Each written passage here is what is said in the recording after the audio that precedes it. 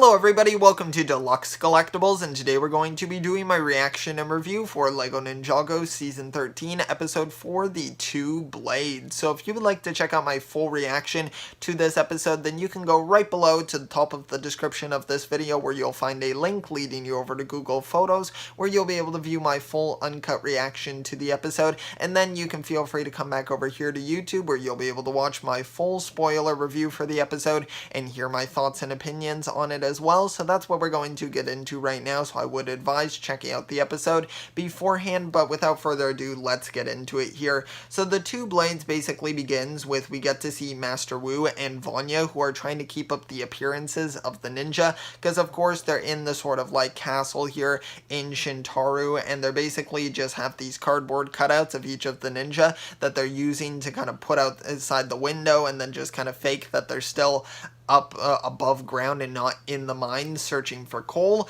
And Wu and Vanya are kind of just discussing what they think's going on with the ninja. Wu thinks that, oh yeah, they're probably good, they probably already found coal and are formulating a way to kind of get him out of there. But of course we know that didn't really go too well for the ninja, and that now they're all trapped down there. And then Vanya also kind of talks about, she makes the assumption that Cole is the leader of the team, and Wu's like, not really, I guess.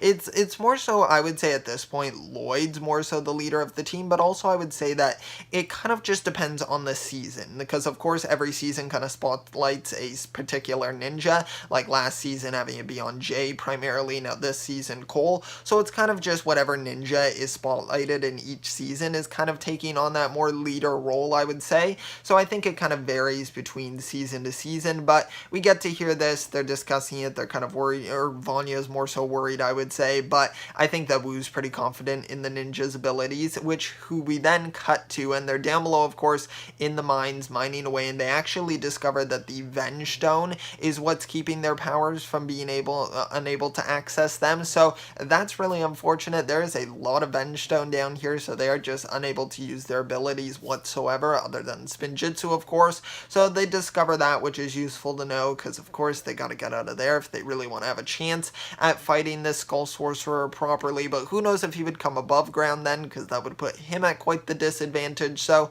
it's definitely a challenging situation to be put in. And then the ninja basically wind up picking a fight with some of the skeletons who are whipping some of the Mino creatures, so they try to defend them, but they wind up getting locked up as well in the process, and this is where we get to hear them kind of get an explanation for the feud between the Geckles and the Munces, who basically start to explain it that there were these two blades. One of the blades was the Ivory Blade of Deliverance, and then the other one was the Shadow Blade of Deliverance as well. So they basically have these two blades that each clan was given, or had one of them, and then one of them got stolen from each clan, and they thought that one another stole it, and that was kind of what started the feud. But the origin of how they got the blades was there was this basically ninja warrior somewhat, because we get a flashback kind of sequence where it's like a silhouette of them, and they seem to be in a ninja outfit of some sort, and this person is named either Gilly or Millie or something else completely, because of course the Geckles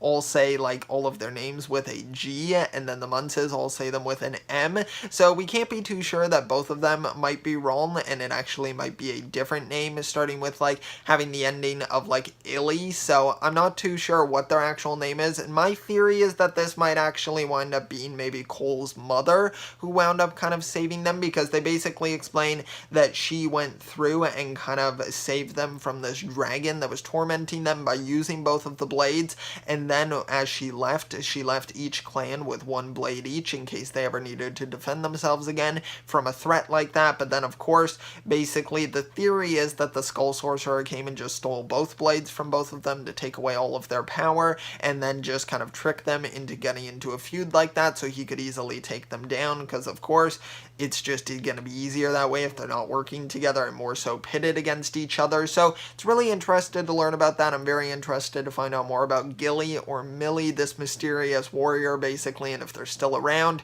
who they are. I'm really wondering if it's going to wind up being Cole's mother. I think that's a theory that could have some good evidence behind it, I suppose, but I think it'll be interesting to find that out. So then basically the ninja are kind of just saying to Cole, do you think you'll be able to convince them to maybe work together so at least we can kind of get out of this? And then they basically kind of play a game of broken telephone, really, which is where you start with a certain message and then by the end of it, it basically turns into something totally different with a completely wrong meaning. So they started off with like after glop time, they're going to actually have a meeting where they discuss how to escape and no fighting. But by the end of it, the message winds up getting turned into basically meet after glop time so that we can fight. And they all meet up after glop time, or during glop time more so I would say, which honestly when they do this meeting, it's like, how do you have a secret meeting when there's like skeletons everywhere who are watching you, unless they take their break at the same time, which honestly would not be very smart, because you can also see in the scene that they don't even have any of like their weights on that are like keeping them down, so they could easily or at least try to escape. So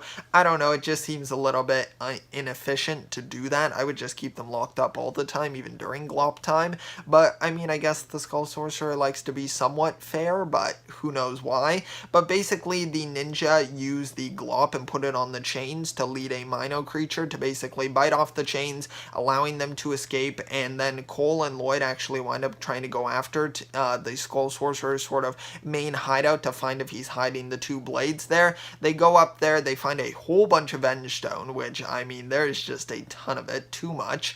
And then they wind up finding the skull that the Skull Sorcerer's like sort of source of power comes from, and the skull can talk on its own, so it's kind of talking to them, kind of warning them basically, like not warning them for their sake, but like warning them that you're in for some stuff to go down here because of the Skull Sorcerer, who then comes out, basically tries to take them on. They just barely kind of escape from him, and then they get back to the other ninja who are also having a tough time because there are just an overwhelming amount of these skeleton warriors here. And then basically they're trying to kind of forge an escape here. They're jumping around, they've released all of the Mino creatures, so they're all going crazy as well. And some of the ninja wind up getting split up as well. Kai and Zane get split up, Cole gets split up from them, of course Jay and Nia as well. So everybody's split up, but luckily they're all able to semi-escape. They're not fully out of the mines at this moment, so they still could get captured. But the Skull Sorcerer specifically goes after Cole, but then is unable to kind of catch up to him, it seems.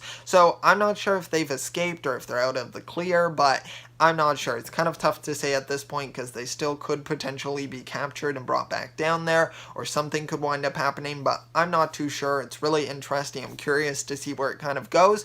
But yeah, I thought it was overall a good episode. Pretty action-packed, I would say. I love how involved the Skull Sorcerer is. I really like seeing him being a big part of this and kind of going head-to-head with the ninja right off the bat here, so that's a lot of fun. And yeah, I'm just curious to see how this season develops over time, over the next however many episodes are left, up to episode 16, of course. So yeah, I think that it's been really good so far. I'm enjoying the season quite a bit. And yeah, let me know all of your thoughts on this episode down below in the comment section. How are you enjoying Season 13 thus far? And if you want to stay tuned for my future Season 13 reaction videos, be sure to subscribe to the channel. And if you enjoyed this video specifically, be sure to leave a like as well. I really appreciate the support, so thank you so much. I'll see you all next time, and always remember, keep on collecting.